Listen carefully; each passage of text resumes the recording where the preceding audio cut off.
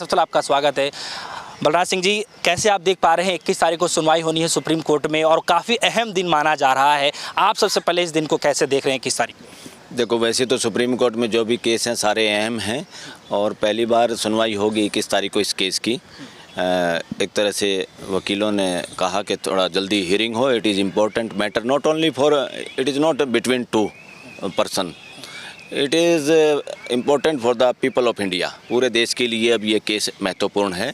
ये दो लोगों के बीच का मसला अब नहीं है, ये पूरा मसला पूरे देश के लिए है कि डिफेमेशन केस जो है इस देश में किस तरह चलने चाहिए और उससे किस तरह उनको ट्रीट करना चाहिए।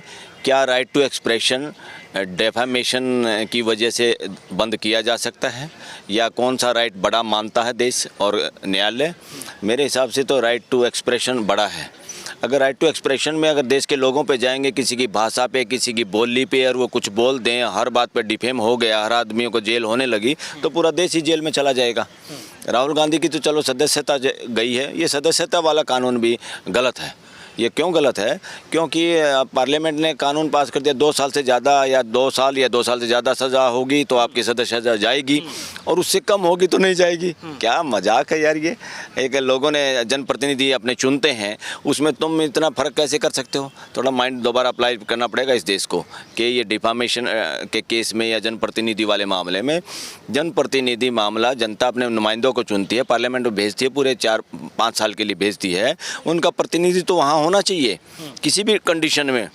वो अगर उन पे कोई मुकदमा है भ्रष्टाचार का कुछ और, उसको अलग तरीके से ट्रीट करना चाहिए। अगर उनको सज़ा होती है, अगर वो मान लो स्टे हो गया, उनको वो मिला हुआ है, जमानत मिली हुई है, अरे जब तक फाइनल कोर्ट में डिस्पोजल ना हो जाए, सुप्रीम कोर्ट में पूरा मामला तय नहीं हो जाए, जब तक जनप्रतिनिधियों के सदस्यता भंग करना भी उचित नहीं है देश के लिए। वो लोगों ने, वो तो एक तरह से क्या होता है, उसका तो इलाका विधवा हो जाता है। जनता जिन्होंने अपना एक जनप्रतिनिधि बनाया, वो कोई भी हो, इस देश का कोई एमएलए हो, एमपी हो, पंच हो, पार्षद हो, जनता ने उसको बनाया है। तो उसने कुछ गलत काम किया है, उस गलत काम की सज़ा जब तक उसके सुप्रीम कोर्ट से फाइनल मोहर ना लग जाए, कम से कम उसको अपनी जनता के उस प्रतिनिधित्व का करना चाहिए हाउस के अंदर। हाँ, उसने गलत किया तो अगले 5 साल में बदल ही देती है जनता, उसको बदलने का हक रखती है। ये कानून के दाव पेंच से इस देश के लोगों का जनप्रतिनिधित्व डेमोक्रेसी में हिस्सा लेना या डेमोक्रेसी को कमज़ोर करने के बराबर है, मैं ऐसा मानता हूँ, being an advocate and the common citizen of this country.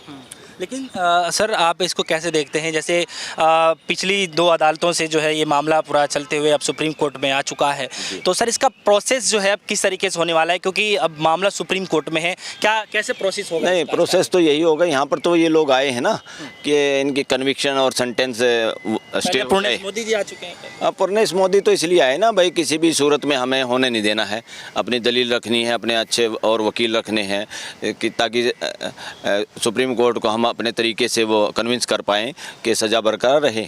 क्यों? उनके लिए तो एक पॉलिटिकल गेम है, ये कोई 2 आदमियों के बीच का कोई मानहानि वाला मामला नहीं है, ये टोटली पॉलिटिकल एजेंडा है, पॉलिटिकल केस है ये। और इस पॉलिटिकल केस के अंदर कहीं ना कहीं राइट टू एक्सप्रेशन पूरी जनता का छिपा हुआ है। अब सुप्रीम कोर्ट को इसको बहुत समझदारी से हैंडल करना होगा और इसको फंडामेंटल राइट को ध्यान में रखते हुए, प्रायोरिटी फंडामेंटल राइट के इस देश में बाकी कानून छोटे हैं। लोगों का जो अधिकार है, फंडामेंटल राइट हैं, जो मौलिक अधिकार हैं लोगों के, वो बड़ी चीज़ है, बाकी सारे कानून कायदे छोटे हैं उनसे। सर, आपको भी क्या लगता है कि जो राहुल गांधी का जो मामला है, जो मैटर है, खास तौर पे जो है लोग इसको जो है आज़ादी है बोलने की है, खास तौर पे अगर राजनीतिक पहलुओं से देखा जाए, तो अगर हम क्या आपको भी लगता है कि ये मात्र जो है राहुल गांधी से जुड़ा हुआ मसला नहीं है, तमाम विपक्षी दल के जो नेता हैं उनकी भी जो है बोलने के एक्सप्रेशन से इसको जोड़ा जाए? अरे इवन बीजेपी के अंदर, इवन आरएसएस के अंदर मेजोरिटी लोग समझते हैं कि इतना ऐसा मामला नहीं है, इसको इस तरह तुल नहीं देना चाहिए था। अब कौन लोग हैं जो शीर्ष लोग पे उसमें बैठे हुए हैं, जिनकी पकड़ में है सत्ता, वो लोग डिसाइड करते हैं और उन्हीं की वजह से मुकदमा हुआ है, मुझे जो लगता है। अरे भाई, पूरा मान सम्मान किसी का इतना जल्दी जाने लगेगा तो देश में तो कहीं कोई आदमी बिना मुकदमे के बच ही नहीं सकता। कोई भी छोटी सी बात कहेगा, लोग कैसे एक्सप्रेस कर पाते हैं? सबको एक स्ट्रेट जैकेट भाषा तो नहीं आप लोग दे सकते, सिखा सकते कि ऐसे ही बोलना है बस, तो वो तो तोते बन जाएंगे, पूरा देश के लोग वो पैरेट बन जाएंगे। तो पैरेट डेमोक्रेसी नहीं चाहिए देश को, लोगों को खुल के बोलने की आज़ादी है। और राहुल गांधी या कोई भी नेता, कोई भी पॉलिटिशियन जैसा भी हो, वो पूरी जाति, पूरी बिरादरी को नाराज़ करने की हिम्मत नहीं कर सकता किसी डेमोक्रेसी में। राहुल गांधी भी नहीं कर सकता। तो राहुल गांधी का कोई इंटेंशन नहीं था। हाई कोर्ट, कोर्ट के जजों को ही समझना चाहिए था, पता नहीं क्या दलीलें दी हैं, क्या इन्होंने दी हैं।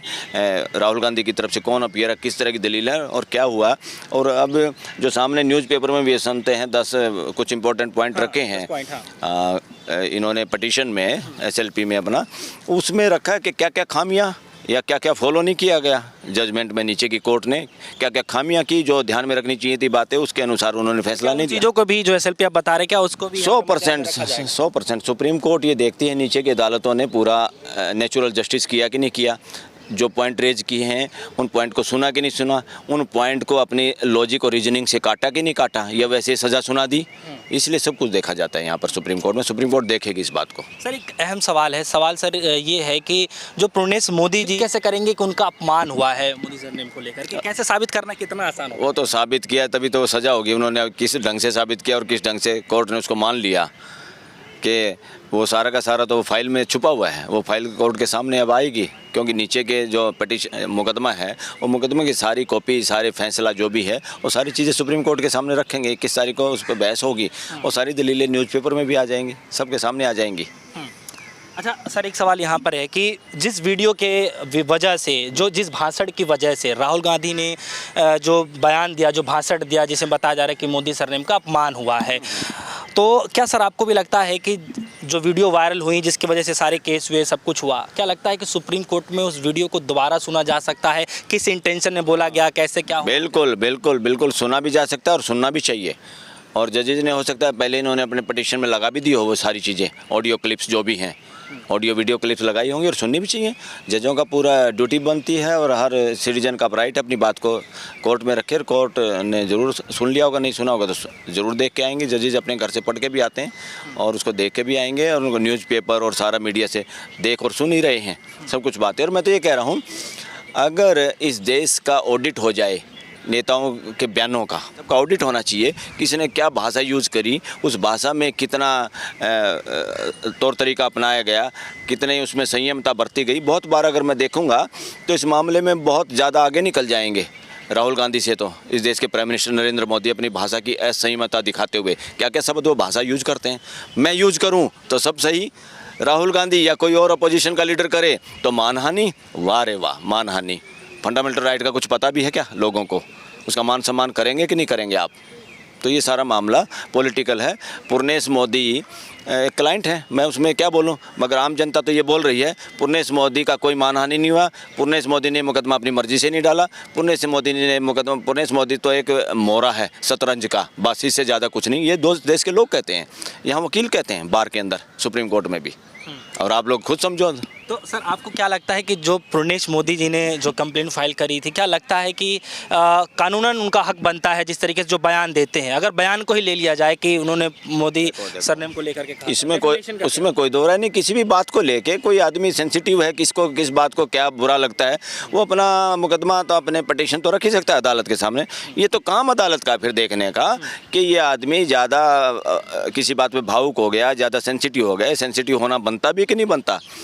इसी तरह के सेंसिटिव लोग चाहिए देश में कि तुरंत के एक बोला दूसरे ने मुकदमा कर दिया, पूरा देश आपस में मुकदमों में उलझ जाए देश। हमें ऐसा देश चाहिए क्या? नहीं चाहिए इस देश को, ऐसा देश नहीं चाहिए, ना ऐसे लोग चाहिए कि जो मानहानि। अरे मानहानि इतनी होनी थी तो अगर हमारी भी मानहानि किसी की होती, किसी समाज की, तो समाज के लोग क्या करते हैं? सबसे पहले अपने ही उस समाज के आदमी को पकड़ते हैं। अरे भाई तुम्हारी वजह से पूरा समाज बदनाम हो रहा है, तुम पेश हो जाओ। अगर इनको इतनी मानहानि की चिंता थी तो जो मोदी या जो इकोनॉमिकल क्राइम करके या जो इस तरह के मामलों में बाहर भागे हुए हैं, उनको बुलाना चाहिए था, उनको पकड़ना चाहिए था, देश में लाना चाहिए था। पुरनेश मोदी को सबसे पहले प्राइम मिनिस्टर को, गृह मंत्री को कहना चाहिए था उनको लाओ, हम बदनाम हो रहा है मोदी समाज, उनका इलाज करते। वो जितना पैसे का गबन किया, उनकी प्रॉपर्टी सीज करते, वो ईडी आईडी कहाँ उनके लिए, उसका इलाज करते। फिर ये देश जानता है क्या मोदी समाज कितना अच्छा समाज होता है, जो अपने गलत काम करने वाले लोगों को पकड़वाने में मदद करता है और देश के सामने उनको लाने पे मजबूर करता है। चुप है, उस पर सब चुप हैं। तो डिफेम कौन हो रहा? डिफेम तो देश को कर रहे हो, देश की जनता को कर रहे हो। जिस देश के जनता का पैसा लेके जो लोग व्यापारी लोग बाहर भाग जाएं और उनको आप वापस ना ला पाएँ, किसको वापस लाओगे फिर? अच्छा सर, 21 तारीख को जो बताया जा रहा है कि पहली सुनवाई यहाँ पर होगी, तो क्या सर आपको लगता है कि ये सुनवाई यहीं पे ही स्थिर हो जाने वाला है, या फिर क्या लगता है आपको कि नॉर्मली 1-2 डेट और इसमें हो सकता है? हाँ देखो, 1-2 डेट भी हो सकता है और सुप्रीम कोर्ट इसको डिसाइड भी कर सकती है। सुप्रीम कोर्ट के पास बहुत पावर हैं। सुप्रीम कोर्ट के पास भारतीय संविधान के अनुसार आर्टिकल 142 में कंप्लीट जस्टिस करने की पावर है। अगर कानून भी कहीं अवेलेबल नहीं है या उनको लगता नहीं नेचुरल जस्टिस नहीं हो रहा, वो उससे ऊपर जाके भी कंप्लीट जस्टिस करने की जिम्मेवारी सुप्रीम कोर्ट की है इस देश में। ये इसीलिए है ताकि किसी भी सूरत में न्याय होना चाहिए। तो आपको क्या सर लग रहा है एज ए वकील होने के नाते सर आप? मुझे ये लग रहा है इसके सुप्रीम कोर्ट इसमें कन्विक्शन को और सेंटेंस को इनको स्टे करेगी और स्टे करने के बाद क्या इसका मुकदमा आगे चलेगा और उसे हो सकता है कॉन्स्टिट्यूशन बेंच तक भी चला जाए मामला और फिर ये डिसाइड होगा, क्योंकि ये इम्पोर्टेंट फैसला है। ये कोई 2 आदमियों के बीच का फैसला नहीं, देश में फ्यूचर में इसके लिए एक नया रास्ता खुल जाएगा। कोई भी आदमी सत्ता में बैठे हुए लोग किसी भी गैर सत्ता वाले लोगों का या अपोजिशन के लोगों का या समाज के उस तरह के लीडरों का जो उभरते हुए लीडर होंगे इस देश में, उनको दबाने के लिए, उनको कुचलने के लिए कोई भी इस कानून का दुरुपयोग कर सकता है, जिस तरह से अभी इस कानून का मेरे हिसाब से दुरुपयोग हुआ है। ठीक है, तो सर आपको लगता है कि मतलब अगर फैसले की बात ना करें, सिर्फ मतलब हम बात करें सिर्फ इफ़ और बट की सिर्फ बात करें कि क्या हो सकता है नहीं हो सकता है, तो आप क्या आपके अनुसार क्या देख पा रहे हैं यहाँ पे वकील होने के नाते कि इसमें कितना जो है राहुल गांधी के?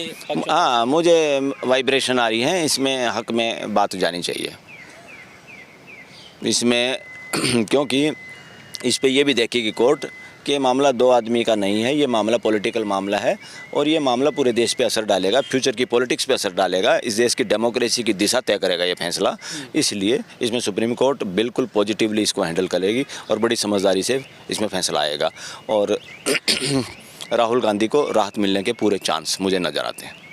पूरे चांसेस? पूरे चांस। बहुत बहुत शुक्रिया सर हमें समझाने के लिए, बताने के लिए हमारे दर्शकों को।